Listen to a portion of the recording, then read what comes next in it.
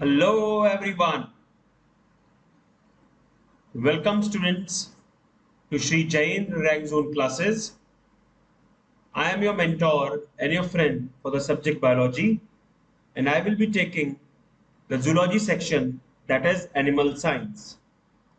My dear students, in the chapter human health and disease, we have started from immune system. We learn about the innate immunity, the acquired immunity, different types of barriers. First line of defense, which is skin and mucous membrane.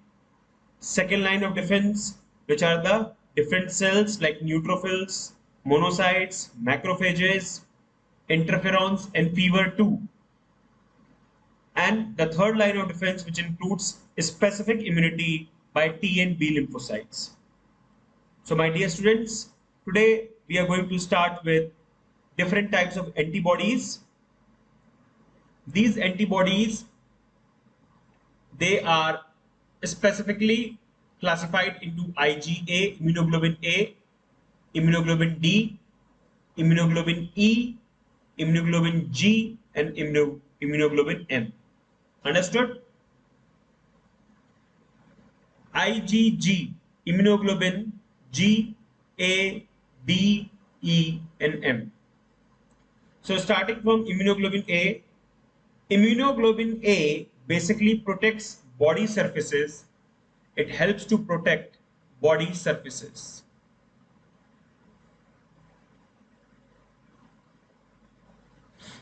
Body surfaces. Understood? So main characters and occurrence of immunoglobulin A is it is present in mucous membrane, gut, urogenital tract, and colostrum. It is present in mucous membrane, gut, urogenital tract, and colostrum. Colostrum is the first feed breast milk during the initial stages of feeding. The molecular weight of IgA is around 1,70,000 daltons. Okay. The total quantity of IgA which is present is about 10% of total immunoglobulins. 10% of total immunoglobulins.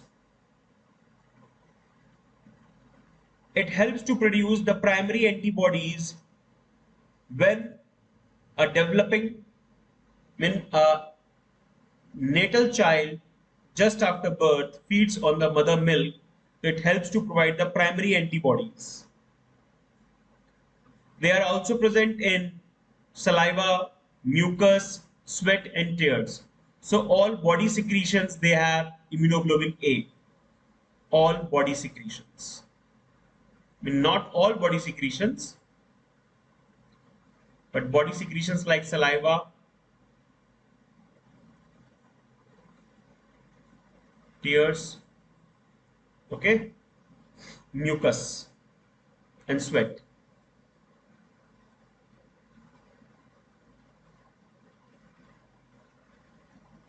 Protection of mucous membranes and other body surfaces. It helps to protection from inhaled or ingested pathogens. So immunoglobulin A, it also helps to protect our body from inhaled and ingested pathogens which accidentally enters the body. Now second is immunoglobulin D, which is present on the surface of native or unexposed B cells.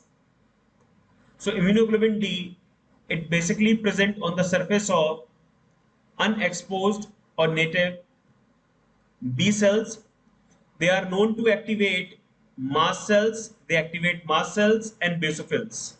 So immunoglobulin D, it helps to activate mast cells and basophils, and they are present in native or unexposed B cells. Molecular weight is 1,85,000 and it is around 1 to 3% of total immunoglobulins. Understood? IgD, it is helpful in the activation of B lymphocytes, and the development and maturation of immune reactions. So immunoglobulin D, it helps to develop and mature immune reactions.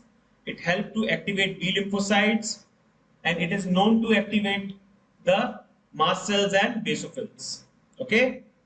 The molecular weight is 1,85,000 and it is around 1 to 3% of total immunoglobulins.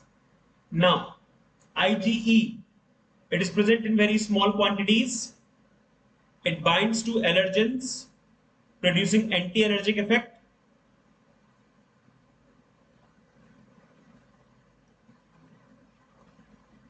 It is involved in tackling parasitic infections. It is also anti-parasitic.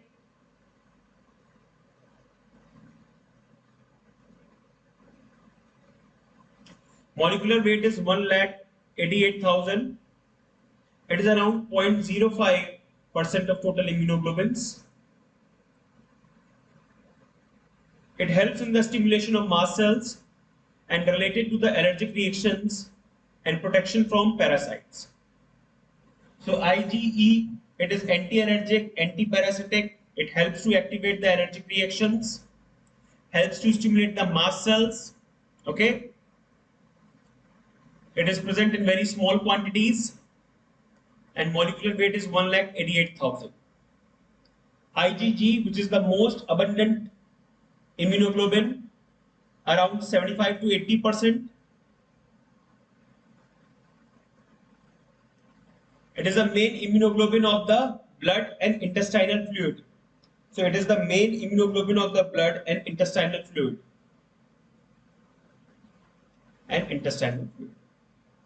It can cross the placental barrier, most important. It can cross the placental barrier and thereby provide protection to the fetus. So IgG, it can cross the placental barrier and provide immunity to the or protection to the fetus as well. Molecular weight 1,46,000 Dalton's lightest immunoglobulin or lightest antibody. It helps to stimulate the complementary system. I told you about, you remember about the complement system in which the pores are created on the cell membrane to provide protection to the embryo and linkage with phagocytic cells for phagocytosis. So IgG, it helps to activate the complement system so that phagocytosis can be processed further. It helps to provide immunity to the developing embryo, that is fetus, because it can cross the placental barrier. Molecular weight is 1,46,000, which is the lightest among all the antibodies, and it is around 75 to 80%, which constitute maximum amount among all the antibodies.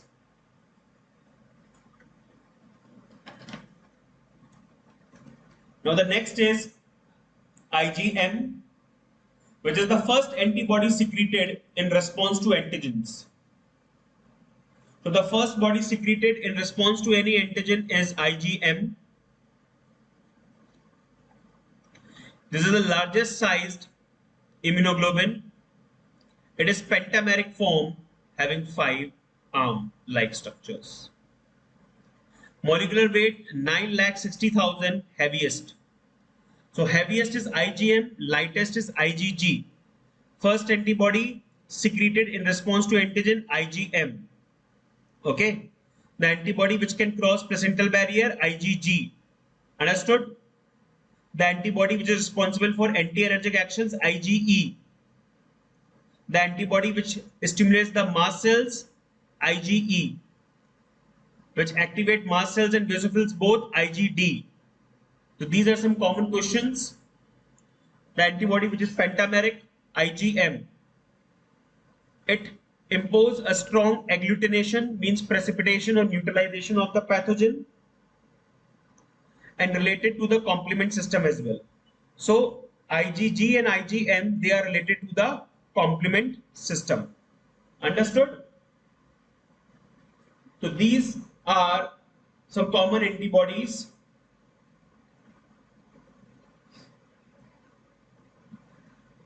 Now the main points you have to remember, like for example, these are some extra points I am giving you before I start vaccination and all. Okay. Active immunity, passive immunity. Okay. First, we'll do one thing. We'll complete first the active and passive immunity.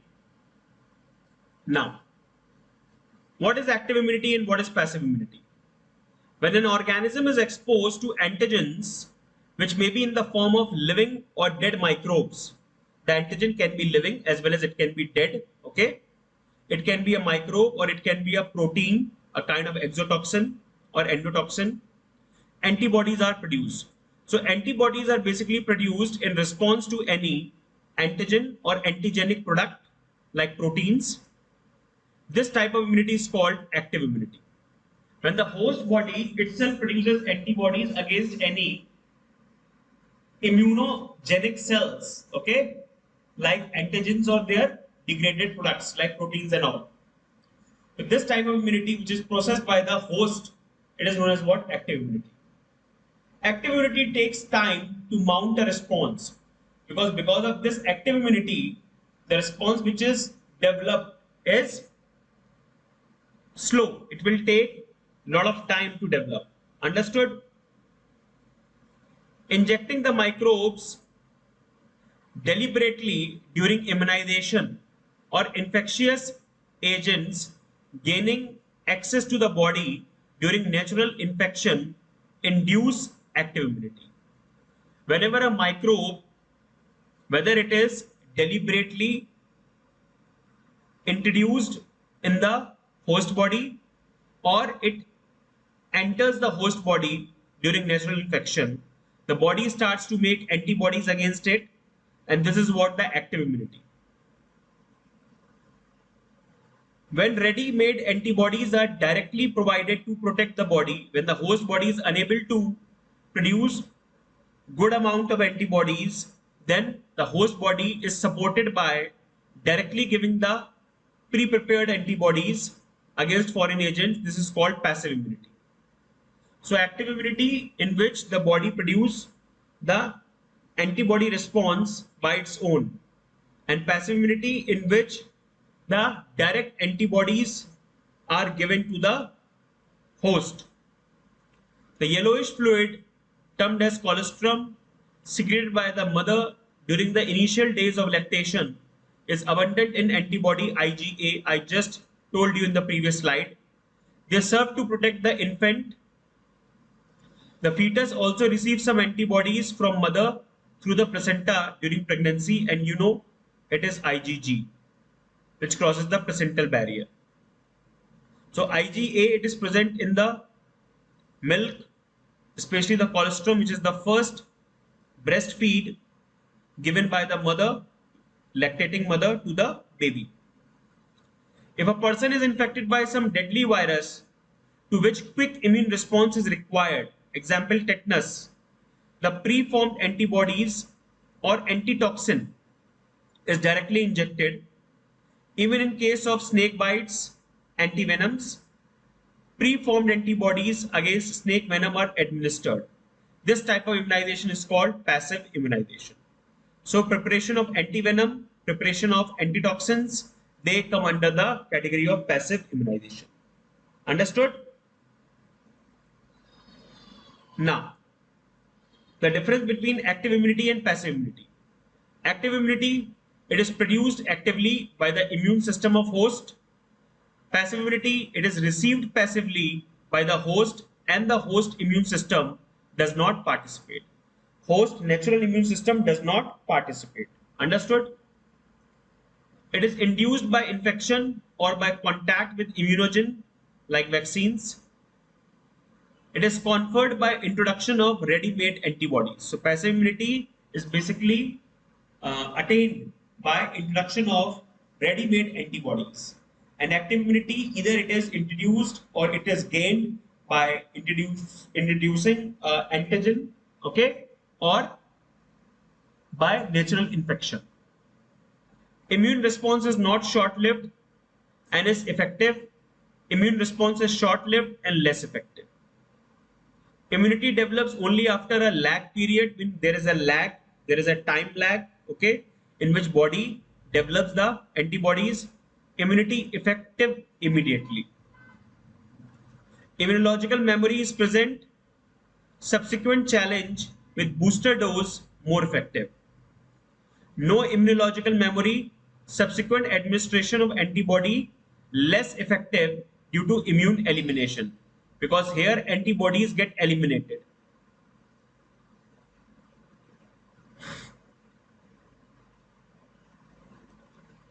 No formation of memory cells. No memory cells. And here memory cells are produced. Serves no purpose in immunodeficient host. If the host body is already immunocompromised, then active immunity is not going to play any role. It is applicable in immunodeficient host. Active immunity is used for prophylaxis to increase body resistance. Passive immunity is used for the treatment of acute infection. So passive immunity is used for the treatment of acute infection, and the active immunity, it is used for, as a prophylaxis to increase body resistance. Understood? So this is the difference between active immunity and passive immunity. The main points are that active immunity, no memory cells are present and long-term effect is seen. The passive immunity, no memory cells and short-term effect is seen. Active immunity, the effect comes after a lag, okay? And passive immunity, the effect comes immediately. Then in case of immunodeficient host, it's good to give passive immunity, and it's not to go for active immunity in case of immunodeficient patients. Active immunity helps to increase the body resistance power. Passive immunity, it is used as a treatment for acute infections, okay? Now, if a certain type of non-self antibodies are administered in the body, they themselves serve as antigens and elect an immune response. But that immune response may be very weak. The next time these antibodies are administered, they are promptly neutralized, okay, as a result of secondary immune response. So if a certain type of non-self antibodies are administered in the body, they themselves serve as antigen and elect an immune response, and they get neutralized. The next time these antibodies are administered, they are promptly neutralized as a secondary immune response, and that is why administration of direct antibodies, they have short-term effect. Understood? Now, what exactly this primary immune response and secondary immune response means, I have already told you, but with the help of one graph, I'll show you.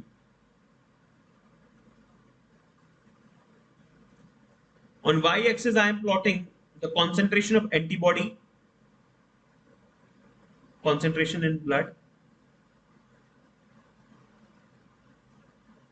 The moment antigen comes in contact, first contact with the antigen, okay? So what will happen, suppose antigen is A, so whenever the first contact happens, after a lag, the immune response develops.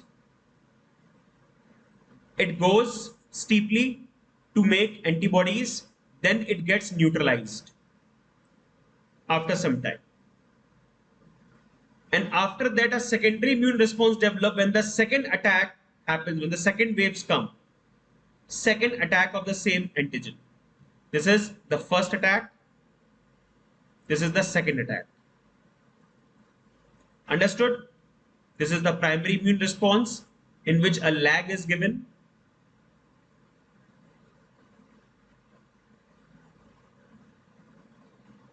This is the lag. Okay. Now, same in case of another antigen, the same thing happens again. Okay. So the primary and secondary immune responses are carried out with the help of two special types of lymphocytes present in our blood, B lymphocytes and T lymphocytes. B lymphocytes produce an army of proteins in response to pathogens into our blood to fight against infection causing agents. These proteins are called antibodies. The T cells themselves do not secrete any antibody, but they help to B cells to produce antibody. Okay? So this is the primary immune response, and this part is the secondary immune response.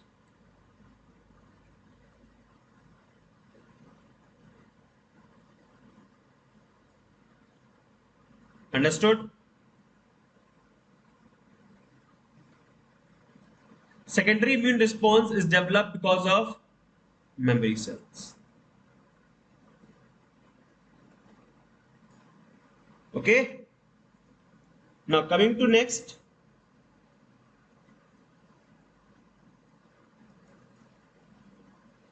vaccination.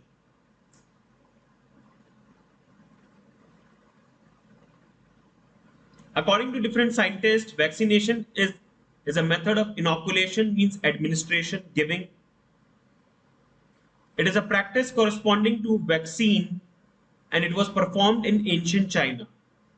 So, according to different scientists, the vaccination was known to be called as inoculation, a practice corresponding to vaccination which was performed in the ancient China. Edward Jenner worked with the smallpox vaccine and is regarded as a pioneer in the field of vaccination. Louis Pasteur introduced the process of heat inactivating the pathogens and prepared vaccines for anthrax and rabies. This heat inactivating is known as what? Attenuation. Okay. So Louis Pasteur, he introduced the process of heat inactivating the pathogens and prepared vaccines for anthrax and rabies. Emil Behring, he discovered the process of passive vaccination or passive immunization. He is known as father of passive immunization. Okay. And father of immunization, Edward Jenner. Father of vaccination, Edward Jenner. Understood? Principles of vaccination. Principles of vaccination mainly include what? When an antigen is introduced in a healthy person, it induces production of antibodies and memory cells as a primary immune response. So when an antigen is introduced in a healthy person, it induces the production of antibodies and memory cells as a primary immune response. When the actual active pathogen enters the body of a vaccinated person, due to the presence of memory cells, it is rapidly recognized and eliminated and gives the secondary immune response.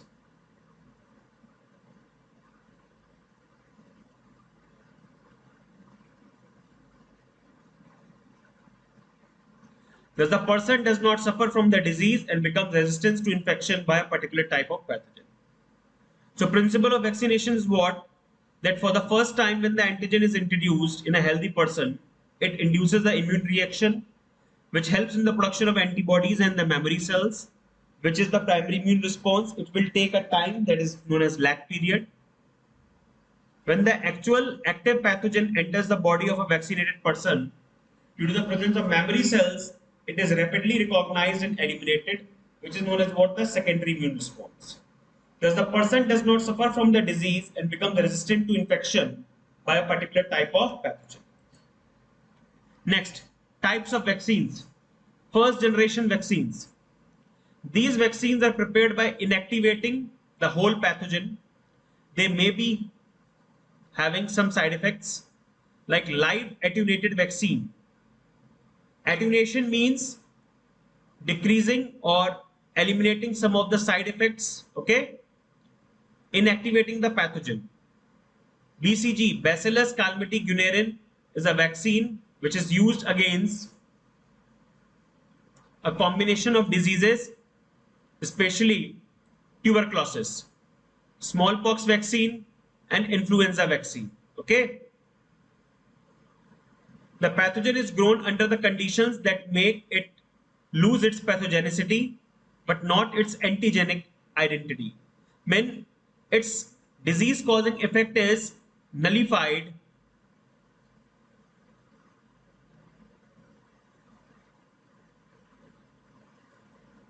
but its tendency to produce an immune response is there.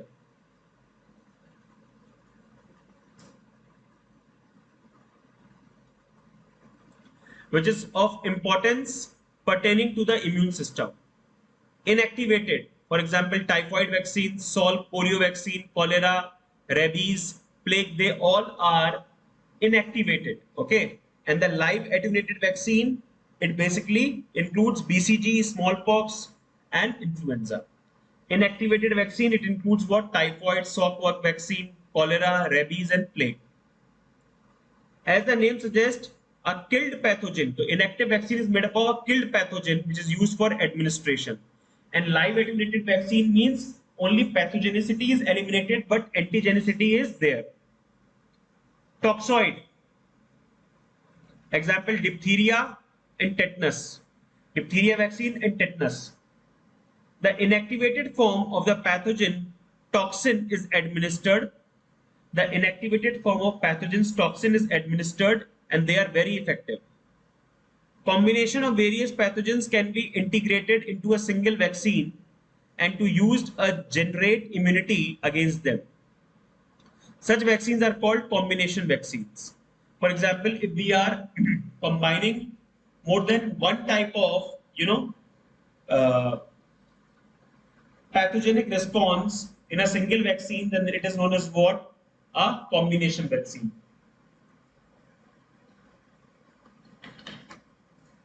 Second generation vaccine. The antigenic polypeptides.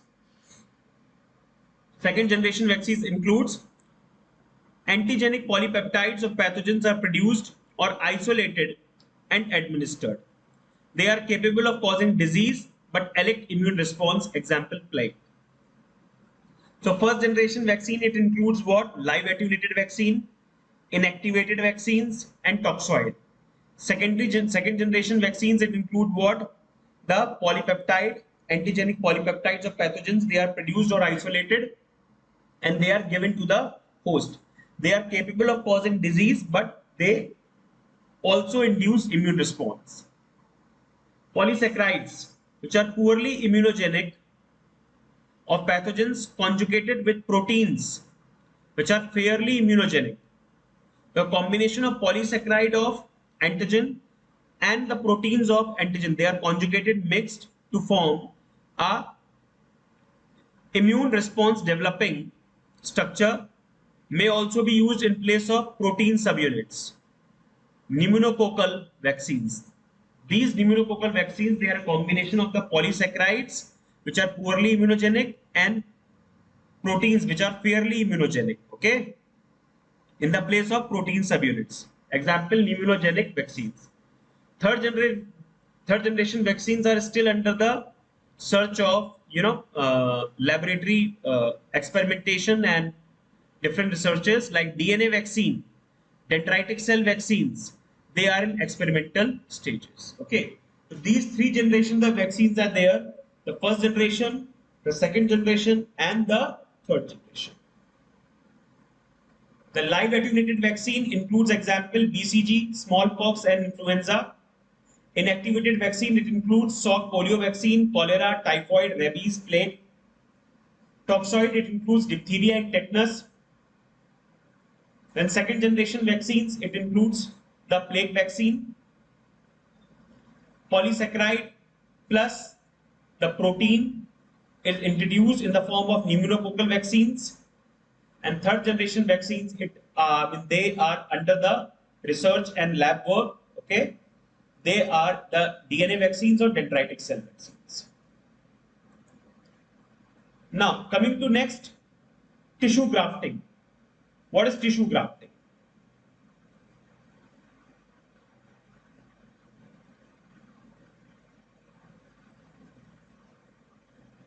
There is a term which is mentioned here, HLA. HLA is the human leukocyte antigen. It is also known as major histocompatibility complex. Major histocompatibility complex. So as the name suggests, human leukocyte antigens or major histocompatibility complex are the proteins on the surface of cells that are responsible for regulation of the immune system in humans. So human leukocyte antigen was first discovered on leukocytes.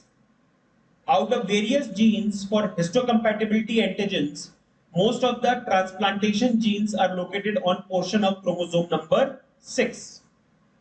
So they are mainly present, this group of genes are present on chromosome number 6 with some exceptions, and encodes antigen presenting proteins, APA. Codes for antigen presenting antigens. Understood? Human leukocyte antigen in humans correspond to MHC, major histocompatibility complex, in case of vertebrates. Okay? Any cell bearing HLA, human leukocyte antigen of non-self type, is marked for elimination by immune response.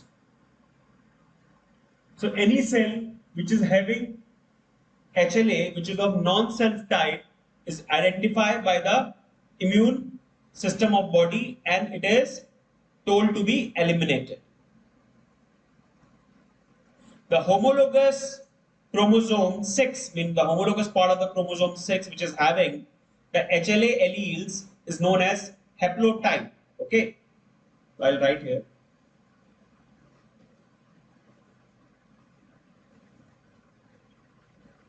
The HLA alleles on a homologous of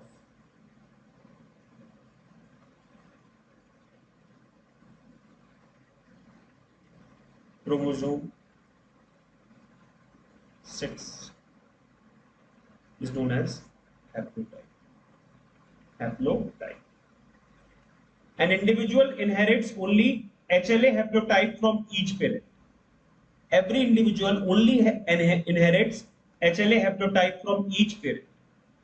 Only identical twins can have identical haplotypes. Identical twins.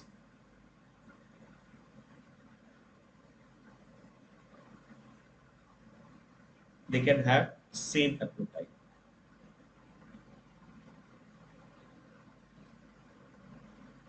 Understood?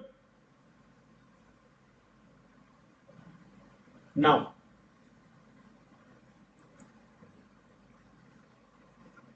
tissue grafting.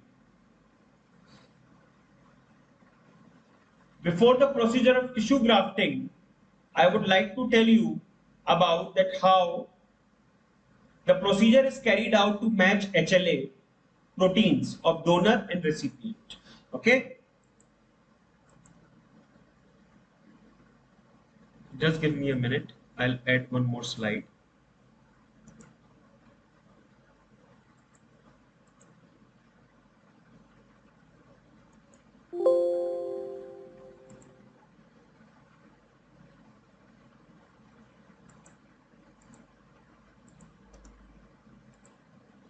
Yeah, that will be fine.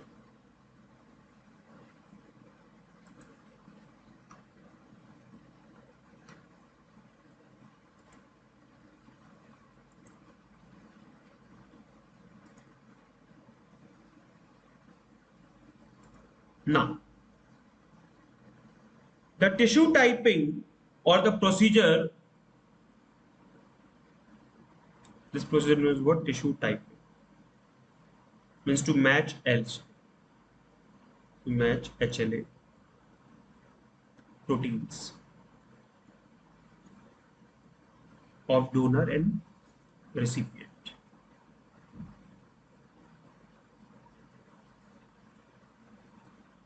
Organ transplantation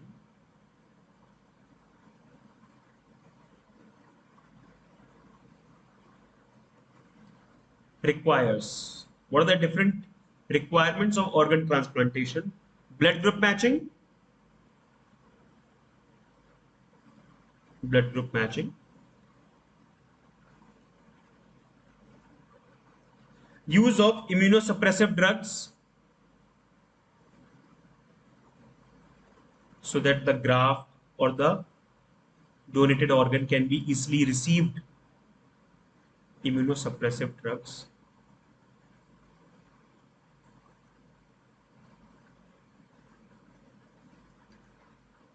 and major histocompatibility matching.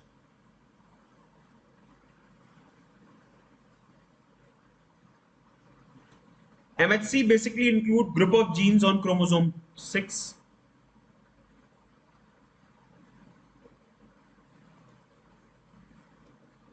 So MHC or HLA complex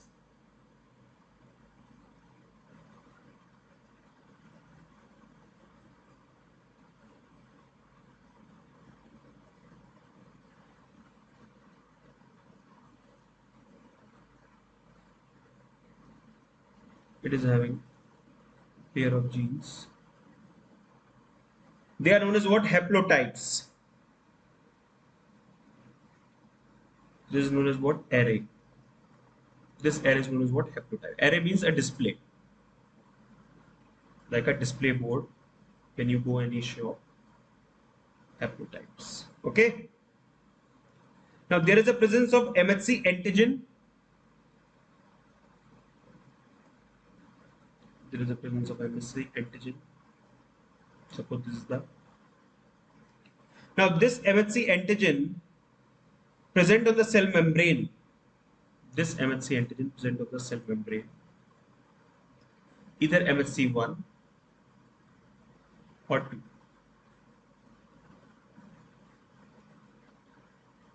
MHC1 present on almost all cells except RBCs. Present in all cells except RBC.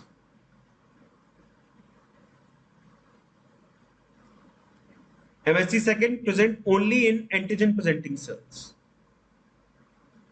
Only in APC, antigen presenting cells. Macrophages.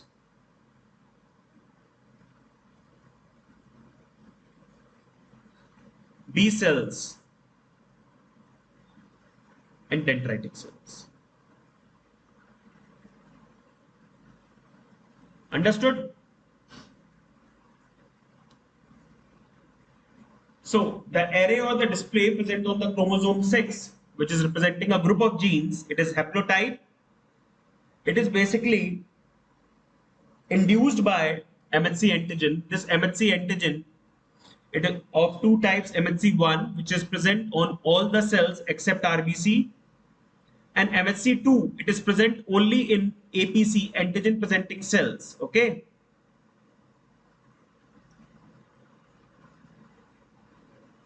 So this is for MHC1 and the rest is for MHC2. Understood? The rest is for MHC2.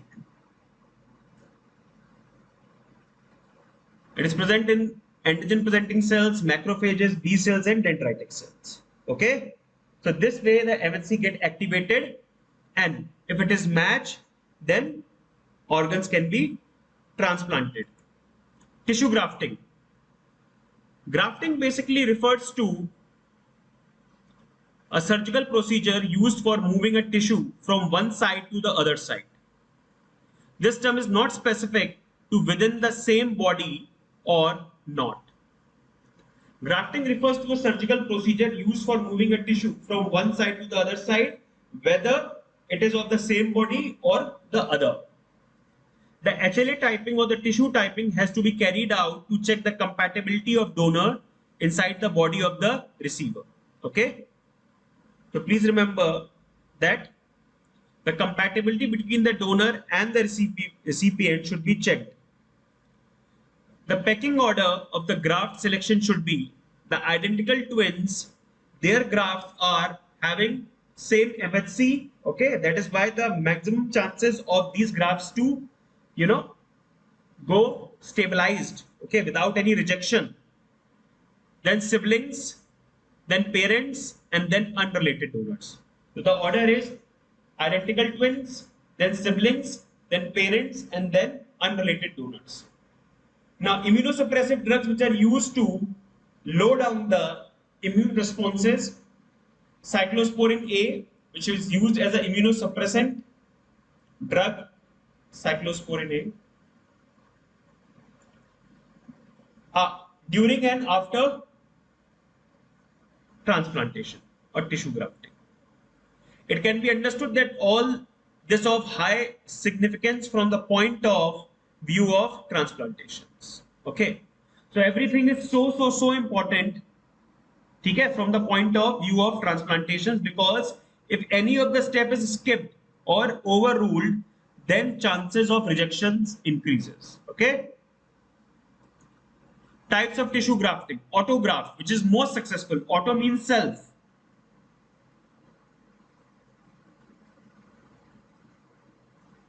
Transplantation of tissue from one part of the body to the other within the same individual.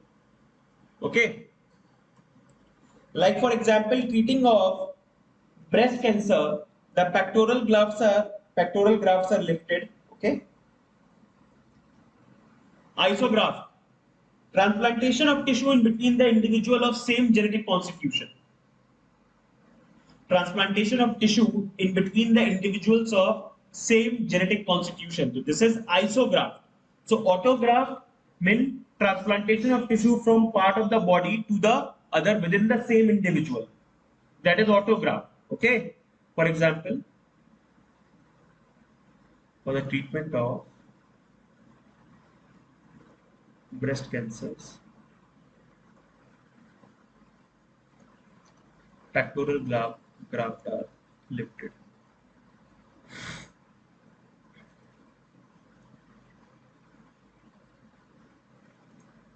Isograft, transplantation of tissue in between the individuals of same genetic constitution, like identical twins. Homograft or allograft, tissue grafting in between genetically dissimilar individual of same species. So first is autograft, then the isograft, then the homograft or the allograft, the tissue grafting in between genetically dissimilar individual of same species, example family members. Then heterograft or xenograft, tissue grafting between organisms of different species. So if members of different species are taken for grafting, then it is heterograft or xenograft. When the members of same species are taken, okay, but of dissimilar genetical constitution, then it is homograft or allograft, like family members. Isograft, transplantation between the individuals of same genetical constitution, like identical twins, okay, and autograft, which is the most successful. Understood? The success rate of graft order is already discussed. First is the self, means the autograft, then the identical twins, then the siblings, then the parents and unrelated donors. So first is the self or auto, then iso, then homo or allo, then hetero or xeno. Understood?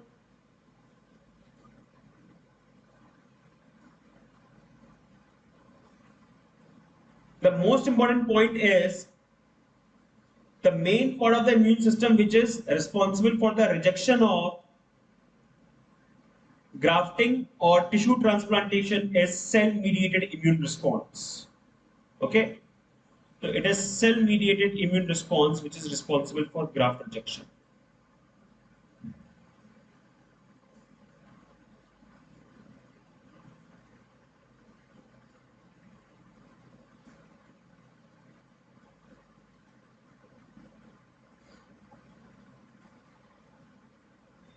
Graft rejection or tissue rejection.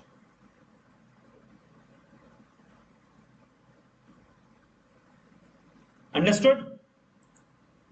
Now we are going to discuss about the disorders of immune system. What are the different disorders of the immune system? But before starting the immune system disorders, I would like to tell you about the different immune organs, okay, like primary lymphoid organs, secondary lymphoid organs, like that. Okay,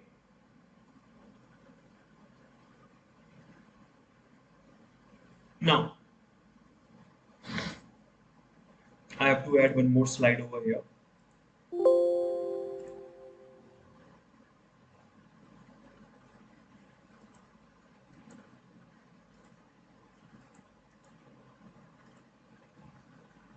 Yeah. So the topic we are going to discuss right now is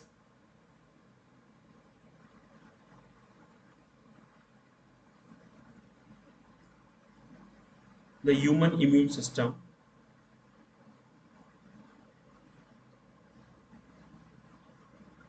Understood?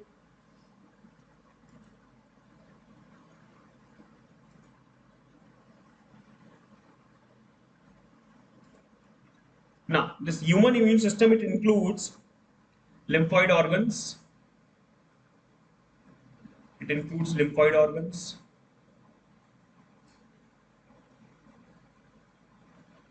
Secondly, it includes lymphoid tissues.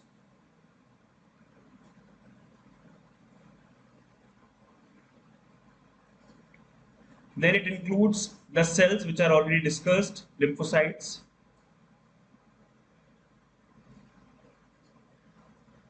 And the soluble molecules like antibodies, already discussed.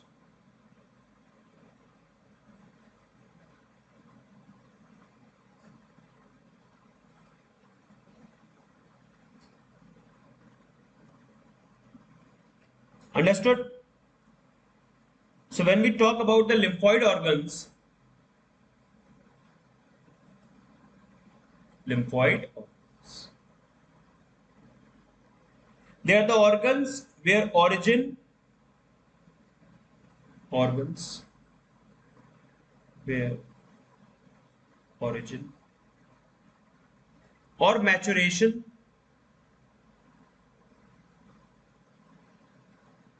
or proliferation of lymphocytes occur.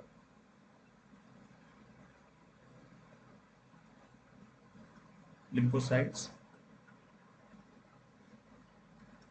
and whether they are B lymphocytes, whether they are T lymphocytes, the place where they are getting originated or getting mature or proliferating, so that part is known as what? The lymphoid organs. There are two types, the primary lymphoid organs,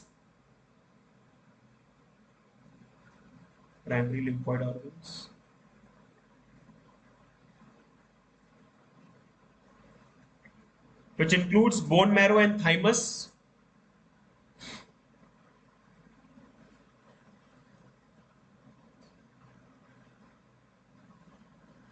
See, bone marrow is required for both B lymphocytes and T lymphocytes. But the fact is that T lymphocytes, their final maturation takes place in thymus, and B lymphocytes, their maturation takes place in origin 2 takes place in bone marrow.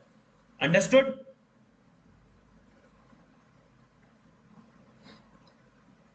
The bone marrow and thymus, they are the sites or the lymphoid. These sites are known as what? The primary lymphoid organs, where immature lymphocytes differentiate into antigen sensitive lymphocytes. These are the places where immature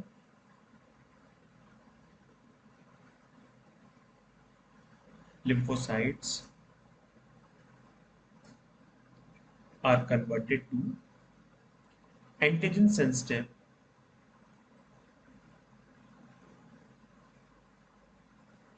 lymphocytes. Understood? After the maturation of these lymphocytes migrate to the secondary lymphoid organs. When after getting matured, they move to secondary lymphoid organs like spleen,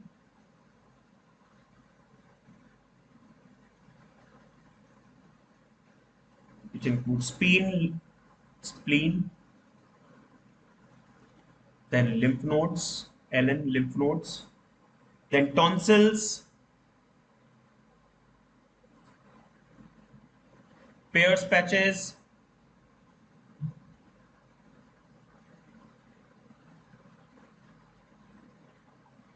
these Peyer's patches are present in the small intestine and appendix.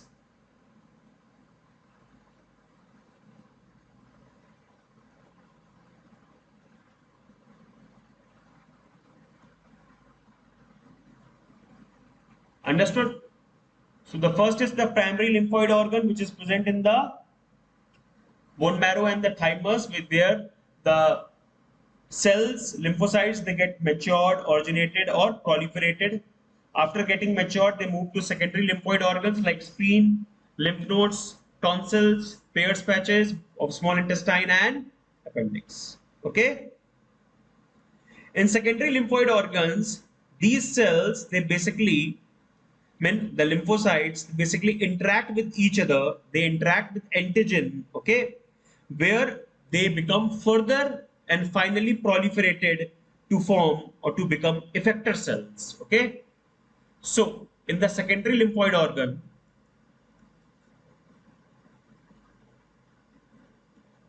in secondary lymphoid organs,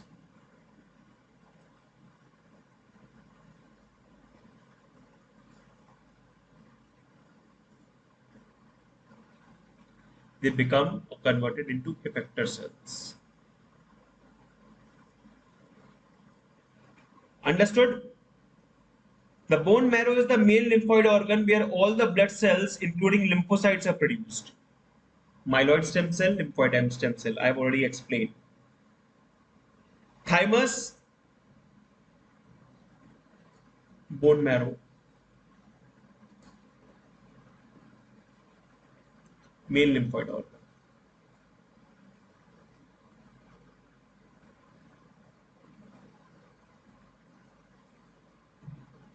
To produce all types of blood cells.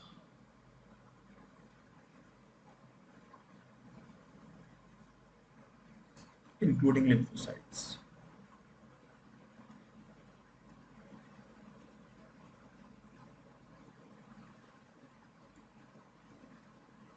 Thymus, it is a lobed organ located near the heart,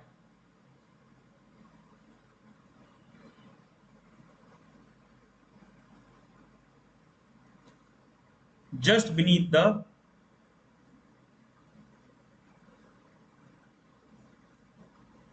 breastbone. The thymus is large at time of birth,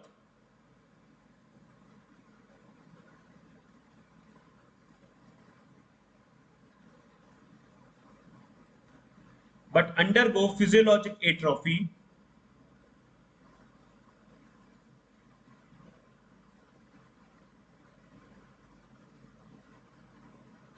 when itself it reduces, okay, reduction in size. Okay. So at the time of puberty, it reduces to a very small size, but undergo physiologic atrophy or reduction in size till the age of puberty.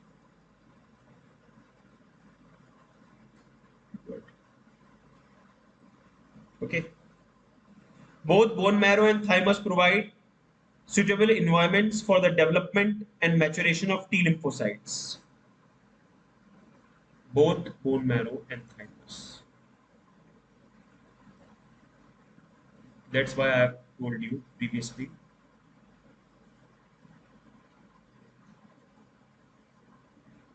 Provide environment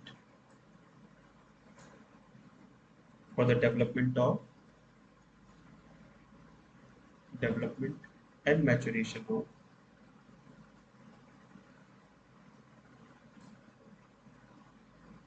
of T lymphocytes. Understood?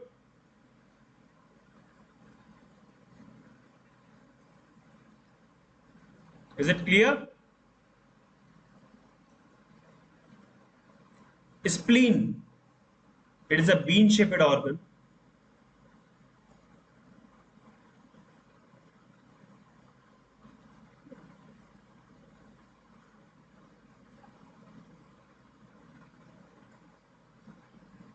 mainly consisting of phagocytic cells and lymphocytes.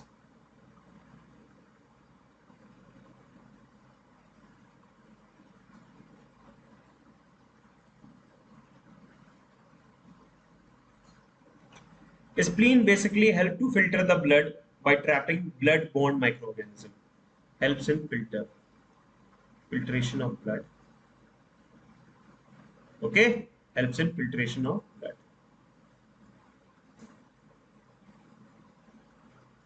Now, lymph nodes, they are solid structures which are present in different areas of the body.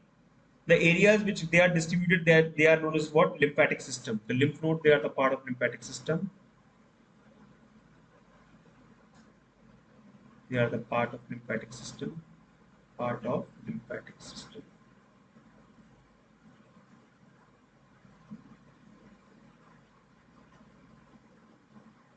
Okay. These lymph nodes help to trap microorganisms or other antigens. Traps microorganisms, antigens. Okay, which are trying to enter the tissue fluid. Okay, these antigens trapped by lymph nodes mainly helps in the activation of lymphocytes.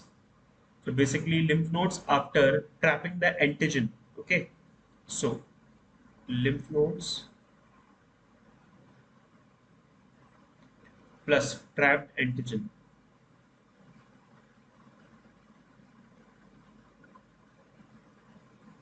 helps in the activation of lymphocytes.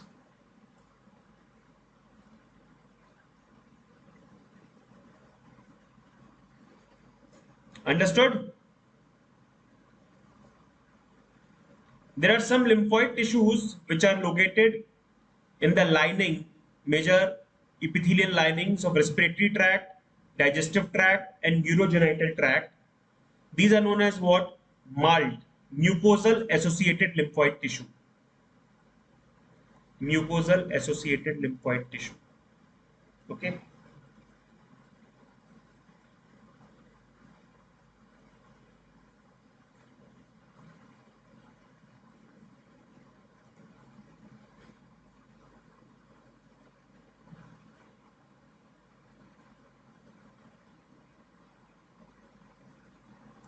And the other one is gut associated lymphoid tissue. Gut associated lymphoid tissue. So these are different cells or different lymphoid generating organs of the body. Now coming to next, disorders of the immune system will be discussed in the next class, my dear students.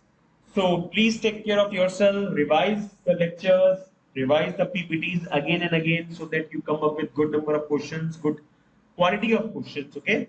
So thank you very much for supporting me. Till then, bye bye. Take care. Stay safe, everyone.